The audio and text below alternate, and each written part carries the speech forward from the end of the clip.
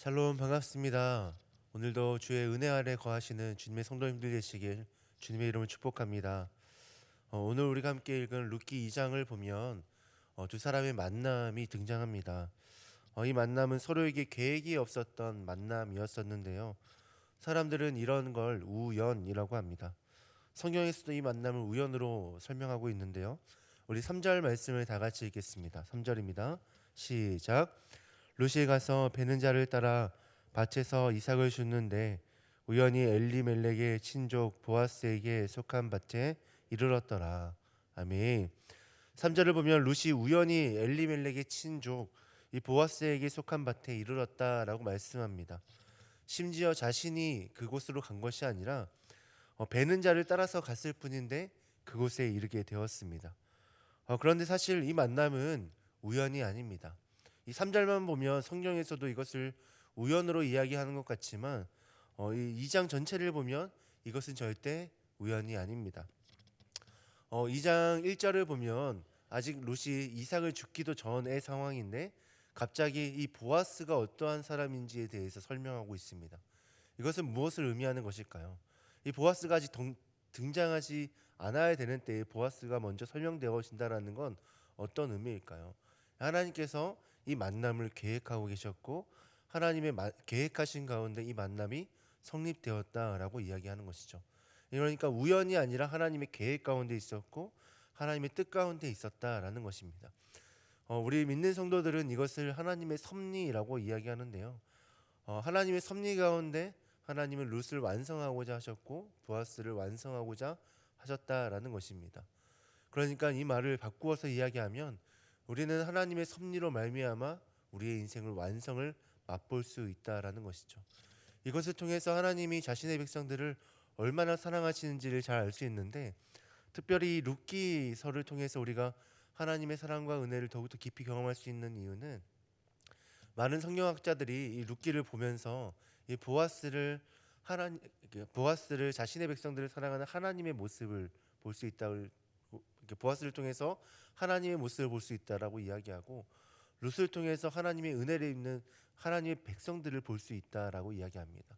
그래서 보아스가 베푸는 이 은혜들을 통해서 하나님이 오늘 우리 가운데 허락하시는 그 은혜가 얼마나 크고 놀라운지를 발견할 수 있다라는 거죠. 오늘의 이 관점으로 이 2장을 한번 살펴보기를 원하는데 하나님의 은혜를 어떻게 다 표현할 수 있겠습니까? 우리가 조금 전에 찬송으로 고백했던 것처럼 이 바다를 먹물 삼고 하늘을 두루마리 삼아도 다 기록할 수 없는 게 하나님의 사랑과 은혜이지 않습니까? 그렇기에 이 시간에 그 은혜를 다 나눌 수는 없지만 오늘 말씀 가운데 두 가지만 좀 살펴보면서 하나님께서 하나님의 백성에게 베푸시는 그 은혜를 함께 나누고자 합니다. 먼저 첫 번째로 하나님은 하나님의 백성을 보호하시는 분이십니다. 우리 8절 말씀을 다시 한 번 더 다 같이 읽겠습니다. 8절입니다. 시작.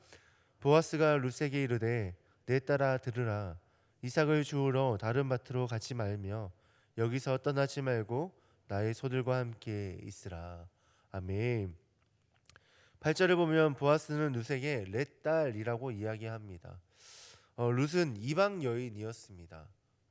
당시 유대인의 관점으로 봤을 땐 이방 여인이었던 룻은 정말 보잘것없는 존재였습니다. 유대인들은 이방인을 그렇게 보잘것없는 것으로 여겼는데 심지어 여성이었습니다. 그 당시에는 이 여성이 제대로 이렇게 사람을 취급받지 못했던 시대였기 때문에 이방 여인이라고 한다면 정말 보잘것없는 것 중에 보잘것없는 것이라고 이야기할 수 있을 것 같습니다. 그런데 그런 존재를 보아스는 지금 무엇이라고 호칭하고 있습니까? 내 딸아라고 고백하고 있습니다. 여기서 내 딸이라는 건 내 가족, 내 친족이다라고 이야기하는 것인데요. 자신의 가족으로 여겼다라는 것입니다. 구절을 통해서 보아스의 이런 마음이 더욱더 분명하게 드러나는데요. 구절을 보면 보아스는 소년들에게 룻을 건드리지 말라라고 명령할 뿐 아니라 자신의 일꾼들만 먹을 수 있는 물까지도 먹게 합니다. 이를 통해서 보아스가 룻을 자신의 보호 아래 있는 식구들처럼 자신이 챙겨야 되는 가족들처럼 챙기는 것을 볼 수 있는데 이렇게 보아스는 룻을 보호하여 주었습니다. 이 모습은 마치 오늘 보잘것없고 정말 사랑받을 자격 없는 우리를 사랑하시는 하나님의 모습과 같은데요. 성경을 보면 우리를 어떻게 표현하고 있냐면 죄로 인하여 죽었던 자들이다라고 이야기합니다. 죄로 인해서 죽을 뻔했던이 아니라 이미 죽었었던 자들이다라고 이야기합니다. 근데 하나님은 우리를 사랑하셔서 그렇게 보잘것없고 사랑받을 자격 없는 우리를 사랑하셔서 독생자 예수님을 우리 가운데 보내주실 뿐만 아니라 우리를 자녀 삼아 주셨습니다. 우리를 가족 삼아 주셨습니다. 왜 우리를 자녀 삼으셨을까요?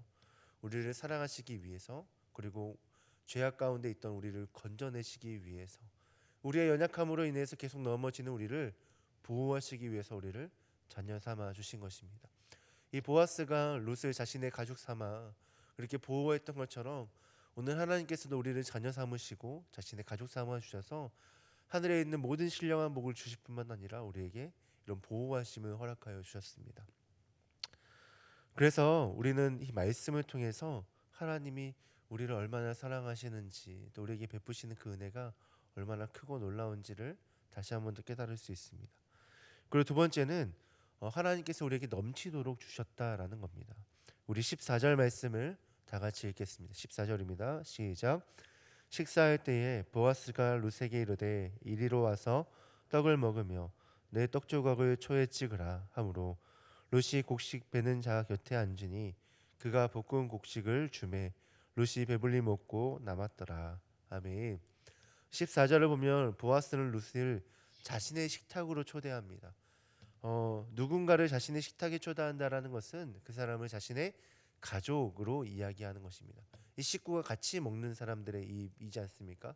음식을 같이 먹는 사람들의 입을 식구라고 하는데, 자신의 식탁에 초대했다라는 것은 이렇게 가족으로 인정했다라는 것이죠. 그런데 룻을 향한 보아스의 사랑은 거기에서 멈추지 않습니다. 14절 마지막을 보면 룻이 배불리 먹고 남았다라고 이야기하는데요. 이 말은 이 보아스가 룻에게 넘치도록 사랑을 베풀어줬다, 은혜를 베풀었다라는 것입니다.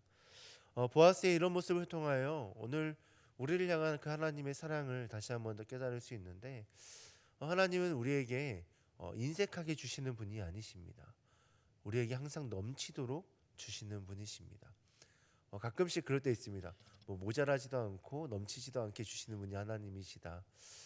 그런데 하나님은 절대 인색하게 적당히 주시는 분이 아니라 우리에게 넘치도록 주시는 분이십니다. 내 원함보다 더 좋은 것으로 우리 가운데 채우시고 가장 선하고 좋은 길로 우리를 인도하시는 분이 하나님이시기 때문입니다. 이 세상에서 우리가 아무리 노력해도 참된 만족을 얻을 수 없지 않습니까? 아무리 쉬어도 온전한 회복을 누릴 수 없고, 무언가를 아무리 체험을 받아도 만족을 누릴 수 없는데, 우리가 하나님 안에 거하고 우리가 하나님이 내 안에 거하시면 이 세상에서 경험하지 못했던 참된 만족을 누릴 수 있게 되어지고, 또 참된 평안을 누릴 수 있게 되어지고, 온전한 회복을 누릴 수 있게 되어지는데요. 이 모든 것이 하나님의 은혜가 우리 가운데 차고 넘치도록 부어지기 때문입니다. 저는 오늘 이 말씀을 묵상하면서 시편 23편에서 다윗이 고백했던 그 고백이 생각났는데요. 여호와가 나의 목자가 되시면 내 잔이 넘친다 고백했던 그 다윗의 고백이 다시 한 번 더 이 말씀을 묵상하면서 또 그 하나님의 은혜를 깨달으면서 저의 고백으로 고백하게 되어졌습니다. 사랑하는 성도 여러분, 하나님이 우리 가운데 허락하신 그 은혜는 너무나도 크고 놀라운 것입니다. 우리를 보호할 뿐만 아니라 차고 넘치도록 채우시는 그 은혜가 우리 가운데 머물 때, 또 우리가 그 은혜 안에 거할 때 우리는 이 세상에서 경험하지 못했던 만족을 맛보게 될 것이고 참된 평안을 맛보게 될 것입니다. 혹시 오늘 앞에 놓여져 있는 문제와 상황들로 인해서 마음이 힘들고 어려운 성도님들이 계십니까? 그렇다면 오늘 우리를 보호하시는 그 하나님의 은혜 가운데 머무시길 소망합니다. 그리고 우리에게 부족함 없이 채우시고 차고 넘치도록 채워주시는 그 하나님의 은혜 가운데 머무시길 소망합니다. 그럴 때 우리 앞에 놓여진 이 문제는 더 이상 우리에게 문제가 되지 않을 것이고, 우리 앞에 놓여진 이 어려움들이 우리의 마음을 힘들거나 우리의 마음을 궁핍하게 만들지 못할 것이기 때문입니다. 그 사랑 안에 머물러서 그 하나님께서 주시는 참된 평안과 만족을 맛보시는 사랑하는 주님의 성도님들 되시길 주님의 이름으로 축복합니다. 기도하겠습니다. 하나님 감사합니다. 오늘 말씀을 통하여 오늘 우리 가운데 허락하신 그 하나님의 사랑과 은혜가 얼마나 큰지를 다시 한번 더 깨닫게 되었습니다. 우리를 보호하시고 우리에게 넘치도록 채우시는 그 하나님의 은혜만을 간절히 소망하며 나아가오니 주님, 이 시간 우리가 그 은혜 가운데 머물게 하여 주시고 하나님 다시 한번 우리에게 긍휼을 베풀어 주셔서 그 한없는 은혜를 우리 가운데 부어 주시옵소서. 그래서 이 세상에서 경험하지 못했던 참된 평안과 만족을 맛보며 주님을 늘 찬송하는 우리의 모습 되게 하여 주시옵소서. 이렇게 행하실 주님 기대하고 소망하며 이 모든 말씀 예수님의 이름으로 기도합니다. 아멘.